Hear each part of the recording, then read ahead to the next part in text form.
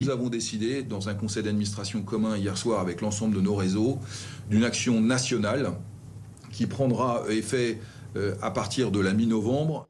Alors, on va essayer d'y voir plus clair sur ce nouveau potentiel mouvement des agriculteurs. Emmanuel Le Chypre, éditorialiste BFM Business. Bonjour. Bonjour. Merci Emmanuel d'être avec nous. François Pitrel, bonjour, journaliste, Bonjour. spécialiste environnement climat BFM TV. D'abord, on va aller voir Sébastien Durand. Bonjour, vous êtes référent grande culture de la FDSEA de l'Ariège. L'Ariège, je le disais, qui a mené les premières actions.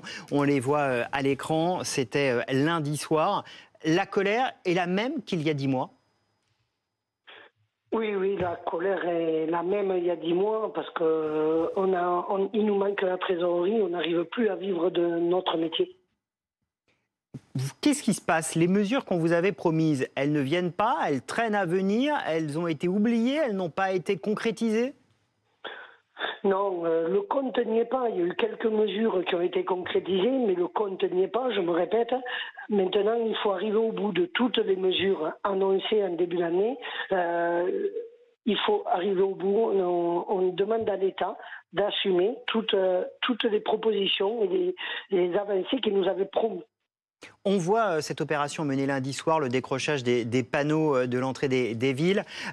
Qu'est-ce qui va se passer à partir de la mi-novembre?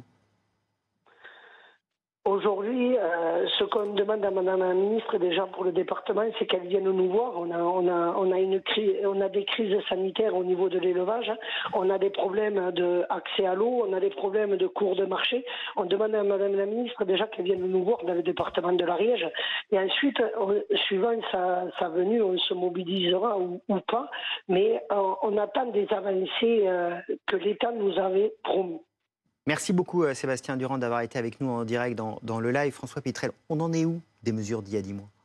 Alors, il y avait à peu près 70 mesures qui avaient été annoncées par Gabriel Attal à l'époque. Il était même monté sur un ballot de foin, rappelez-vous, justement pas très loin de l'Ariège. Sur ces 70 mesures, il y en a à peu près, d'après le gouvernement au dernier recensement, 70% qui ont été mises en œuvre.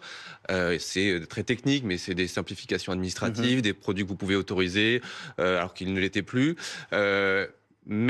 Et évidemment, il y a eu la dissolution, et la loi d'orientation agricole qui comportait une certaine partie des mesures. Oui. Eh bien, du coup, on l'attend toujours. Et puis, il y a la loi Egalim. Elle aussi promise, cette loi, elle permet de rééquilibrer le rapport de force entre les producteurs et la grande distribution, pour simplifier. Et cette loi Egalim, eh bien, pour l'instant, elle n'existe pas. Et c'est ce qui fait qu'il y a eu quelques simplifications administratives, mais il n'y a toujours pas d'effet sur le revenu des agriculteurs quelques mois plus tard. Emmanuel, ça fait un moment qu'on entend dans le monde agricole la colère revenir, forte. Il faut s'attendre, mi-novembre, à quelque chose de grande ampleur ou à d'abord des alertes? Il faut quand même s'attendre à quelque chose de grande ampleur. Est-ce que ce sera plus long que ce qu'on a connu en début d'année?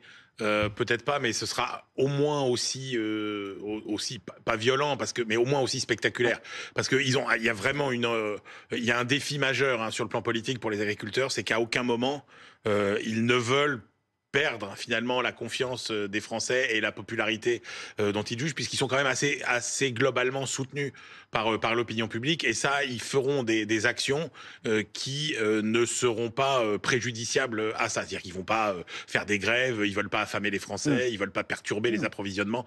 Voilà. Mais après, la réalité, c'est qu'effectivement, il y a eu des mesures qui ont été prises. Il faut voir que dans le train de mesures qui était annoncé par Gabriel Attal, il y avait un peu de tout en termes d'importance. Il y avait du très conjoncturel pour répondre à des crises ponctuelles. Il y avait des mesures plus structurelles. Ça prend forcément plus de temps à venir, sachant que, comme François l'a dit, la loi, pour le moment, elle est complètement gelée. Qu'il y a eu quand même un certain nombre de crises depuis un an qui se sont accumulées aux crises anciennes. Il y a eu quand même les intempéries qui font que, par exemple, la situation est pire que jamais du côté des viticulteurs. C'est vraiment une catastrophe. Pour les céréaliers, alors qui souvent n'étaient pas forcément les plus à plaindre, bon, là, l'année sera quand même extrêmement mauvaise.